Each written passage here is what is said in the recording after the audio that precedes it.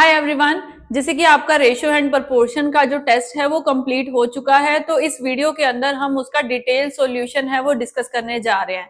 तो without any further delay हम video को स्टार्ट करते हैं। फर्स्ट क्वेश्चन आपका ये था, if income of A is 10% more than that of B and income of B is 20% less than that of C, then the income of A B and C are in the ratio of. तो यहाँ पे 3% है, ए जो B पे depend करता है, B जो सी के ऊपर डिपेंड करता है।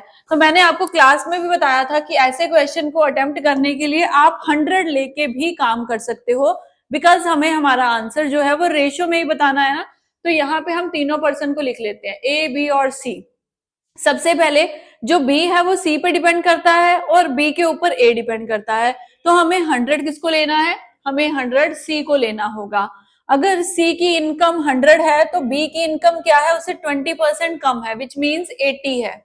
और ए की इनकम बी से 10% ज्यादा है, सो इट मीन्स 80 के ऊपर आप 110% कैलकुलेट करोगे तो आपका आंसर बनेगा ए की income 88 in the ratio form, right. So अभी ये तीनों आ चुका है और हमें क्या पता करना है, हमें इन तीनों की रेशियो कैलकुलेट करनी है। सो ये कौन से टेबल पे आपको कट होते दिख रही है? तो ये 4 के टेबल पे, ये हो गया 22 पे, ये 20 पे और ये 4 के टेबल पे 25 पे। तो रेशियो क्या बनी आपकी? 22, 20 एंड 25। ये आपको ऑप्शन नंबर बी में मिल चुकी है। सो ये था फर्स्ट क्वेश्चन का डिटेल सॉल्यूशन। अभी चलते हैं हम सेकंड क्वेश्चन के ऊपर। सेकंड क्वेश्चन है, ratio of number of boys and girls in a college, वो है 7:8। अभी आगे बोला, if the percentage increase in the number of boys be 20% and number of girls be 10%, so find the new ratio. अभी देखो पूरा question ratio में है और आपसे ये बोला गया है कि परसेंटेज इंक्रीज करना है इनमें।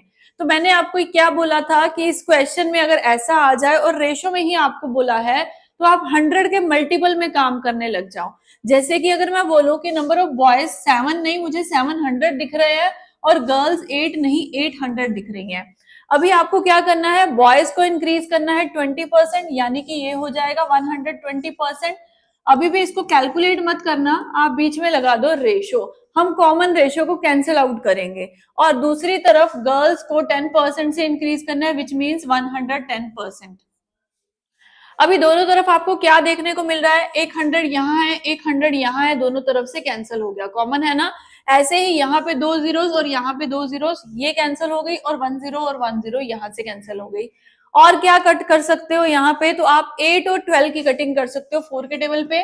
तो ये हो गया हमारा 3 और 2। बचा क्या है मेरे पास, 7 इंटू 3 21 और यहाँ पे 2 इंटू 11 22। तो हमारा जो इंक्रीज होने बाद बॉयज और गर्ल्स की जो रेशियो निकल के आती है, that will be 21:22। Option number D में ये आपकी ऑप्शन पड़ी है। सो इसका correct answer option D. So done. अब ऐसे ही थर्ड क्वेश्चन को भी आप कर सकते हो, if A exceeds B by 40% and B is less than that by 20% by C. अब ये सेम क्वेश्चन फर्स्ट की तरह से हो गया, ए बी के ऊपर डिपेंड है, बी सी के ऊपर डिपेंड है, तो आप 100 लेके काम करोगे यहाँ पे भी। तो चलो हम रेशियो फॉर्म कर लेते हैं। तो अभी पहले बोलते हैं कि b is less than c by 20%। अगर c मेरा 100 है तो b उससे 20% कम है, मतलब 80 हो गया। अभी a एक्सीड करता है b से 40%, यानी कि 80 के ऊपर आप 40% की बजाय 140% करोगे, क्योंकि एक्सीड है ज्यादा होना, मोर होना। सो यहाँ पे अगर हम कैलकुलेट कर ले तो हमारे पास निकल के आता है, ये पीछे आपका 32 और ये आगे 11 आ गया, तो 112 ये निकल आया। अभी ए बी सी निकल आया, बट आपको रेशियो किस किस की पता करनी है, ए और सी की। सो स्पेशली आपको सिर्फ और सिर्फ ए और सी को रख के उनकी कटिंग करनी होगी। सो अगर हम इनको कैलकुलेट करें तो 2 के टेबल पे आपको ज्यादा दिख रहा है या 4 के टेबल पे आपको ज्यादा दिख रहा है। तो अगर 4 के ऊपर लगाएं, 4 to the 8, पीछे आपका रिमाइंडर 3 है 32, 4 8 द 32 और ये 4 के टेबल पे 25 पे। तो हमारा आंसर बनता है 28:25, जो कि ऑप्शन नंबर डी में पड़ा है। देखो सी में 25 28 भी पड़ा है, बट एग्जैक्टली वैसे ही आंसर करना जैसे उन्होंने डिमांड करी है। तो ए रेशियो सी हमारा 28:25 बनता है। अभी हम चलते हैं हमारे नेक्स्ट क्वेश्चन के ऊपर। नेक्स्ट क्वेश्चन क्या था, अगर x और y की रेशियो आपके पास है तो इस इक्वेशन को आपको सॉल्व करना होगा। ये भी मैंने क्लास में आपको फर्स्ट टाइप में करवाया था कि अगर रेशो में आपको दी गई है एक्स और वाई की वैल्यू, तो जस्ट एक्स और वाई में उस वैल्यूज को पुट कर दो। आप ये मत बोलो कि ये रेशो में है, आप ऐसे ही देखो कि एक्स का नंबर है 7 और वाई का नंबर है 3। तो अगर यहाँ पे करें तो एक्स और वाई का मल्टीप्लाई यानी कि 7 इंटू 3 हो गया 21। आगे वाई स्क्वायर यानी कि 3 का स्क्वायर करेंगे तो 9 हो गया, अपॉन एक्स स्क्वायर मतलब एक्स का स्क्वायर निकालना है, एक्स है 7 तो 7 इंटू 7 यानी कि 7 का स्क्वायर 49। ऐसे ही y का स्क्वायर यानी कि 3 का स्क्वायर करेंगे तो 9 आ गया। अभी मेरे पास कैलकुलेशन करने के बाद ऊपर आया 30 एंड नीचे मेरे पास आया 40, तो ये क्या बना, ये बना 3/4। कौन सी ऐसी ऑप्शन है जहां पे 3/4 है, तो ऑप्शन ए यहाँ पे आपका करेक्ट आंसर हो जाएगा। ठीक है, सो यहाँ तक आपके 4 क्वेश्चंस कंप्लीट हो चुके हैं। होप ये चारों आपके करेक्ट होंगे, बट इन केस किसी का अनफॉर्चुनेटली कोई क्वेश्चन इन चारों में से अगर गलत हो गया तो अपना डिटेल सॉल्यूशन अच्छे से देखो, समझो, नेक्स्ट टाइम वो मिस्टेक रिपीट नहीं होनी चाहिए। ठीक है, अभी हम चलते हैं हमारे 5th क्वेश्चन पे। अगर आपके पास if 2/3 of a equal to 75% of b है, देन a रेशियो b आपको फाइंड आउट करनी है। बहुत ही बेसिक सा एक क्वेश्चन है। अगर यहाँ पे आपको फ्रैक्शन में लिखा हुआ है ना 2/3a, तो दूसरी तरफ फ्रैक्शन आप खुद बना लो। 75% का मतलब क्या होता है, हमने परसेंटेज में सीखा था, दैट इज 3/4b।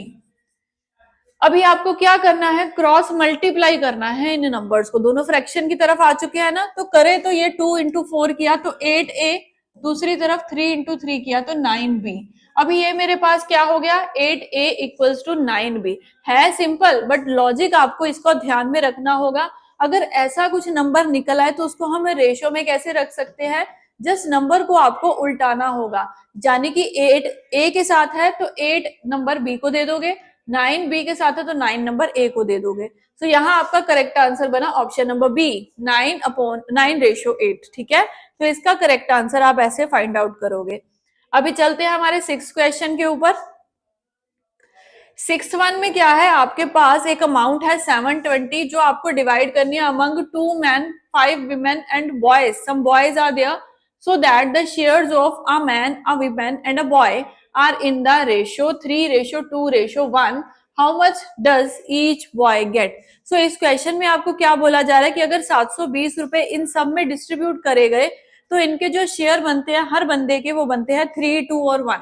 मतलब मैन को मिलेगा 3 का शेयर, एक मैन को अ मैन लिखा हुआ है, और एक विमेन को मिलेगा 2 का शेयर और एक बॉय को मिलेगा 1 का शेयर। तो यहाँ पे आप देखो इन तीनों का प्लस कितना बनता है, रेशो का प्लस बनता है 6, राइट। तो रेशो का प्लस अगर 6 है तो वो 720 के इक्वल होगा, यानी कि मेरी एक की वैल्यू कितनी निकल आएगी, तो वो निकल के आएगी 120। तो मेरा एक यूनिट अगर 120 के बराबर है, यहाँ पे आपके पास यहाँ थोड़ी मिस्टेक है, यहाँ पे 4 बॉयज होंगे, तो मेरा अगर एक यूनिट 120 के बराबर है, मतलब एक मैन को, एक विमेन को और एक बॉय को भी कितना यूनिट मिलता है, उसको 120 रुपए मिलते हैं, यानी कि इस केस के अंदर। तो यहाँ आपका जो आंसर बनना चाहिए था वो 120 के अकॉर्डिंग, क्योंकि एक बॉय का डाटा जो है वो 120 है ना। सो मुझे यही पता करना है how much each boy get, each boy मतलब हर एक लड़के को कितना है, एक लड़के को एक रेशियो में मिलता है। सो यहाँ आपका आंसर करेक्ट कर लेना, किसी भी ऑप्शन में ऐसा नहीं पड़ा था, तो हर बॉय को 120 रुपीज मिलेगा। मे बी इन्होंने क्वेश्चन में तो ये दे दिया हाउ मच ईच गेट, तो each boy get 120 rupees, but अगर वो पूछ ले कि अगर ग्रुप के अंदर 4 लड़के हैं तो शायद हो सकता है उन्होंने आंसर उसके अकॉर्डिंग कर दिया, बट जैसे क्वेश्चन की डिमांड है, इस क्वेश्चन का राइट आंसर 120 रुपीज रहेगा। So correct it now. ठीक है, आगे चलते हैं हमारे फर्दर क्वेश्चन पे। 7th question, in a school the ratio of sports students to non sports students आपको गिवन है। यहाँ पे खेलने वाले और ना खेलने वाले जो लड़के हैं, जो बच्चे हैं, वो आपके पास है 5:4। Next year number of non sports वालों को डिक्रीज कर देना है, सिर्फ नॉन स्पोर्ट्स वालों को डिक्रीज करने पे वो डाटा आपके पास निकल आएगा। So you have to find out new ratio of non sports to sports students. ये क्वेश्चन हम कह सकते हैं एक मॉडरेट लेवल का क्वेश्चन था आपके टेस्ट के अंदर। अभी इसमें आप क्या करोगे, आपके पास टोटल डाटा नहीं गिवन, तो आपको इसमें 100 लेट बिल्कुल भी नहीं करना। आपको यहाँ पे ये जो 4 है ना नॉन स्पोर्ट्स का, उसको x के साथ रिलेट करके चलना होगा, यानी कि मैंने ले लिया कि total non sports students 4x हैं। इसमें बोलता है कि अगर नेक्स्ट ईयर वो डिक्रीज हो गए 25%, सो कितने रह गए, तो वो रह गए 75%। अगर 25% से डिक्रीज हुए तो 75% बचे ना। 75% का मतलब होता है 3/4, मैंने सीधा फ्रैक्शन लगा दिया। अभी ये किसके इक्वल है, ये नंबर्स में 35,400 के इक्वल है। बस अब आपको ये x की वैल्यू यहां से निकालनी है। वो x क्या होगा, वो टोटल होगा आपका, राइट। तो हम अगर इसको कैलकुलेट कर दें तो ये 3 के टेबल पे 1 पे, फिर से 3 के टेबल पे 1 पे, और पीछे बचा आपका 24 यानी कि 8 पे गया। यानी मेरे पास x यूनिट जो मेरा निकल आया वो आया 11,800। सो अभी आपको क्या क्या निकालना होगा, नए स्टूडेंट्स। ओके, सो यहाँ पे उन्होंने बोला new ratio of non sport student, तो आप बोलोगे तो निकालना ही क्यों था, न्यू तो दिए हुए हैं, दैट इज 35,400। कोई बात नहीं, ये आपके पास है, बट एक्स यूनिट जो आपका निकला ना उससे आप स्पोर्ट्स स्टूडेंट निकालोगे जो कि है 5 के अंदर। तो अगर इसको मैं 5 से मल्टीप्लाई कर दूं तो मेरे पास स्पोर्ट्स स्टूडेंट्स निकल के आएंगे, दैट विल बिकम 59,000। तो 59,000 ये होगा। अभी इसके बाद में आपको दोनों की कटिंग करनी है। दोनों की कटिंग करने के बाद जब आप पूरी कैलकुलेशन कर दोगे तो आपके पास आपका आंसर निकल के आएगा। अभी हम जा रहे हैं उसी तरफ। तो 2 7 द 14 एंड 2 7 द फिर से 14। यहाँ पे 2 के टेबल पे अगर इसको देखें तो 2 2 द 4, 2 9 द 18 और 2 5 द 10। अभी इसकी फर्दर कटिंग हम करें तो कौन से टेबल पे ये जा सकता है, हमारा 3 के टेबल पे जाता दिख रहा है। 3 के टेबल पे ये तो जा रहा है, 15 आ जाएगा और 29 आ जाएगा। 3 के टेबल पे ये 27 होगा, 3 9 द 27, ये नहीं जाता 3 के टेबल पे। ठीक है, तो आप इसकी कैलकुलेशन देख लेना, जिस नंबर पे ये जाएगा उसके बाद में आपका आंसर जो निकल के आता है वो 3:5 है। इन केस नहीं आता तो मेरे से पूछ लेना, मैं इसकी कैलकुलेशन फर्दर आपको करके बता दूंगी। पहले आप देख लो, आपका कैलकुलेशन करने पे ये निकल के आएगा। ओके, सो चलते हैं फर्दर क्वेश्चन के ऊपर। इफ ए रेशो बी आपके पास है, सी रेशो डी आपके पास है, एंड आपको बोला गया कि अगर डी की वैल्यू 75 है तो ए की वैल्यू क्या होगी। फर्स्ट स्टेप यहाँ पे आपको क्या दिख रहा है कि आपको कॉमन रेशो निकालनी होगी इन चारों की।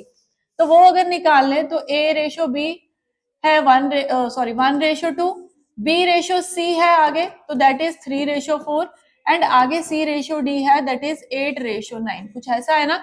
मैंने आपको कॉमन रेशो का टॉपिक करवाया था, वहां बोला था कि अगर 4% भी आ जाए तो आपको सिर्फ ब्लैंक्स फिल करनी है। तो ब्लैंक के साथ जो नंबर है वही वहां पे फिल कर देना है। तो यहाँ पे मैंने 2 लगा दिया, यहाँ 4 और 3, यहाँ पे आपके नंबर हो गए 8। अभी क्या करना होगा, तो आपको चारों का निकालने की कोई जरूरत नहीं है, डी निकालो और ए निकालो, बिकॉज इंफॉर्मेशन इनसे रिलेटेड है।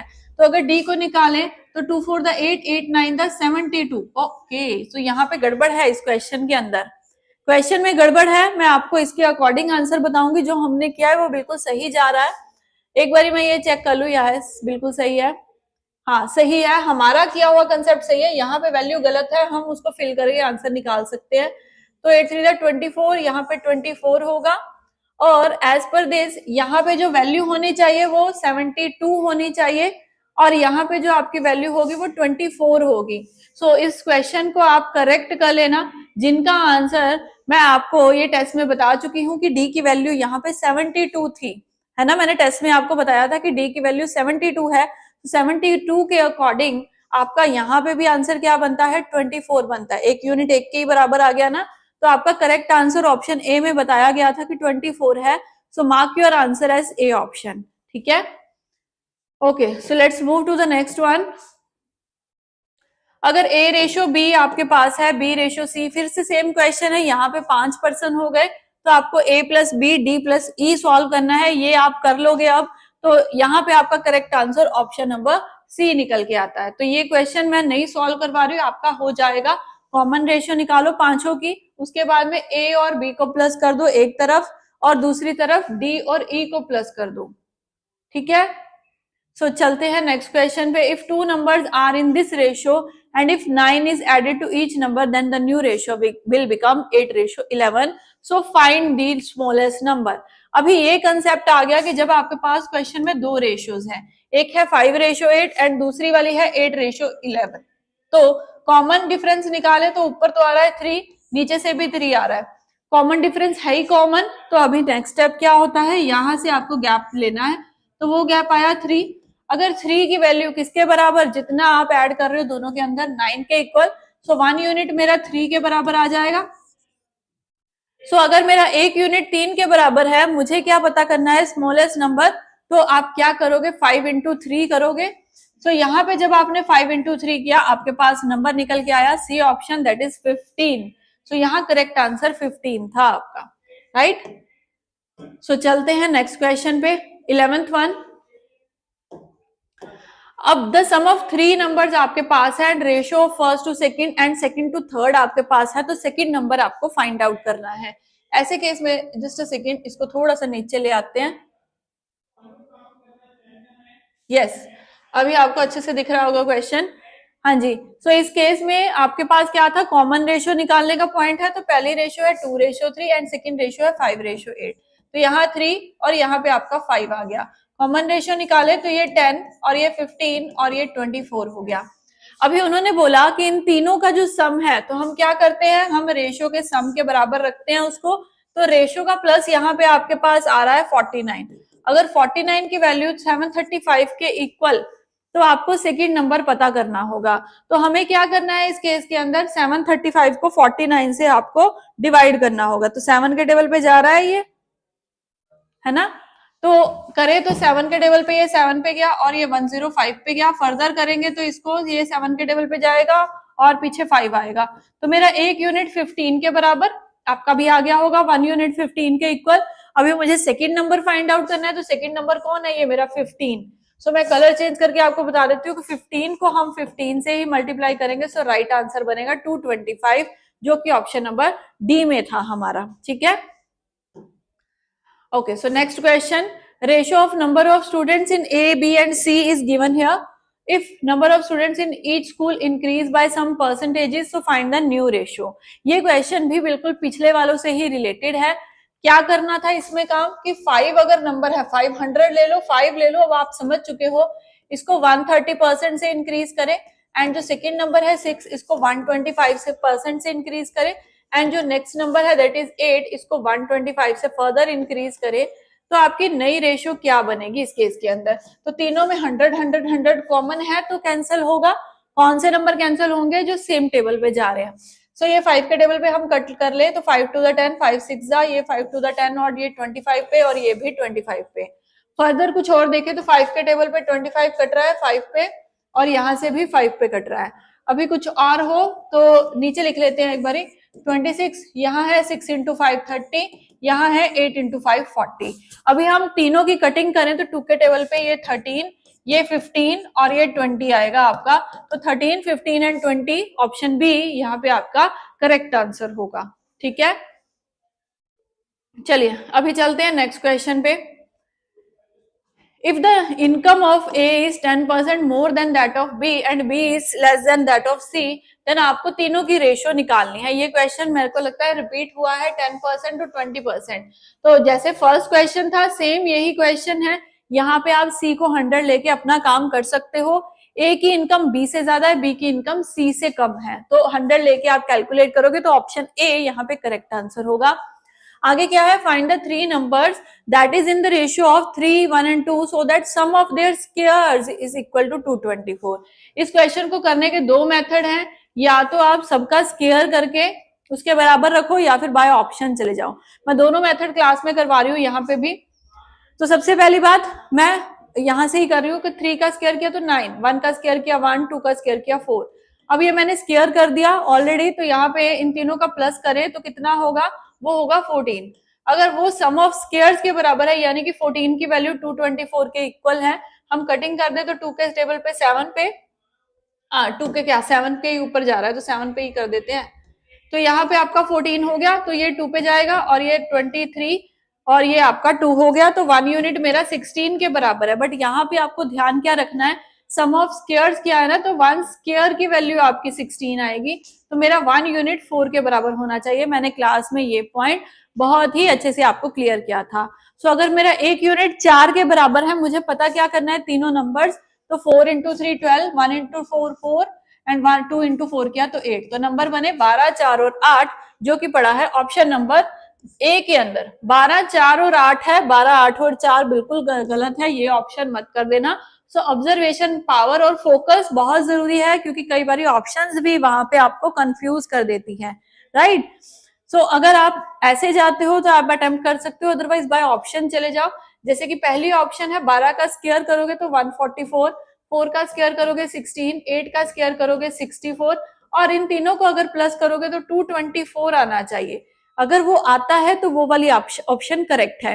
बट पॉइंट हियर इज कि अगर मैं सेकंड ऑप्शन के साथ भी पिक करूं ना तो भी मेरा आंसर सेम 224 आएगा। नंबर्स इधर उधर किए हैं तो आपको रेशियो को भी साथ में रखना ही होगा यहाँ पे, ठीक है, समझ में आया।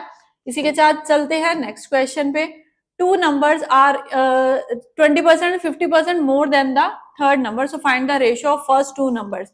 अभी यहाँ पे ये बोला कि दोनों नंबर सी से रिलेटेड है, बट रेशियो आपको ए और बी की फाइंड आउट करनी है। तो कैसे करोगे, मैं तीनों नंबर्स यहाँ लिख दूं ए बी और सी। अगर मैंने सी को 100 ले लिया, लेट कर लिया, तो ए उससे 20% ज्यादा यानी कि 120, बी उससे 50% ज्यादा यानी कि 150 आ गया। अब आपको पहले दो नंबर्स की रेशियो निकालनी है, यानी कि 120 रेशियो 150, और जब आपने इसको कैलकुलेट करा तो 3 4 था, 3 5 था, तो 4 रेशियो 5, ऑप्शन बी यहाँ पे आपका करेक्ट आंसर रहेगी। So done. इसके आगे हम 16th क्वेश्चन देखते हैं। हमारे दो क्वेश्चंस रह चुके हैं, ठीक है। वीडियो के एंड तक बने रहो, अपने क्वेश्चन सॉल्व करते रहो। कोई भी ऐसा नहीं होना चाहिए जो बीच में लेथार्गिक हो गया, उसकी एनर्जी डाउन होगी।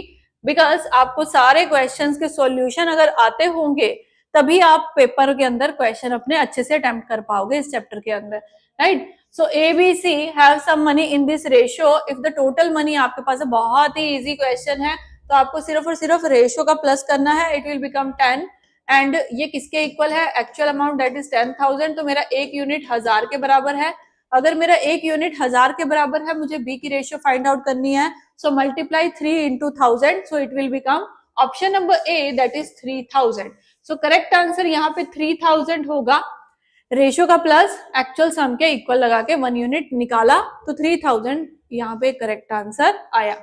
Last question of this test कि अगर आपके पास 4p plus Q upon 4p minus Q की वैल्यू है 4/1, तो p अपॉन क्यू क्या होगा।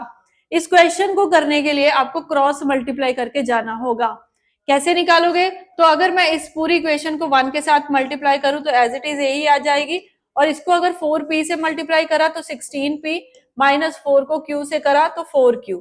अभी आपको p वाले एक साइड रखने हैं और q वाले एक साइड रखने हैं, तो कैसे करें हम, तो 4p माइनस 16p यहां लगा दे और q वाले वहां ले जाते हैं, माइनस 4q माइनस q कर दिया, तो क्या निकला यहां से माइनस 12p, और दूसरी तरफ आपका माइनस 5q निकला। ऑब्वियसली यहां से रेशियो क्या बनेगी, तो p अपॉन q क्या होगा, फिर से उल्टा हो जाएगा, 5/12, यहाँ पे आपका आंसर बनेगा 5/12। तो इसको आप इक्वेशन से क्रॉस मल्टीप्लाई करके कर सकते हो, या फिर आप यहाँ पे बाय ऑप्शन जाते हो तो हर एक को आपको उठा के वैल्यूज पुट करनी होंगी, और जहां पे आपका 4/1 बने वो आपका आंसर करेक्ट होगा, ठीक है। सो इसको हमने कर लिया, इसका राइट आंसर सी ऑप्शन बन गया 5/12। इसी के साथ ही हमारे आज के क्वेश्चंस फिनिश हो चुके हैं। टोटल 17 क्वेश्चंस है इस टेस्ट के अंदर, जो हमने सभी डिस्कस कर लिए हैं। अब आप अपना स्कोर कार्ड देखो, अगर आप ये 17 क्वेश्चंस पे मास्टरी कर लेते हो तो रेशियो का आपका क्वेश्चन एग्जाम में कोई भी पकड़ नहीं सकता, कोई भी आपको इसमें आउट नहीं कर सकता। सो इसी के साथ मिलेंगे अपनी नेक्स्ट क्लासेस के अंदर। So till then preparation hard. Thank you everyone.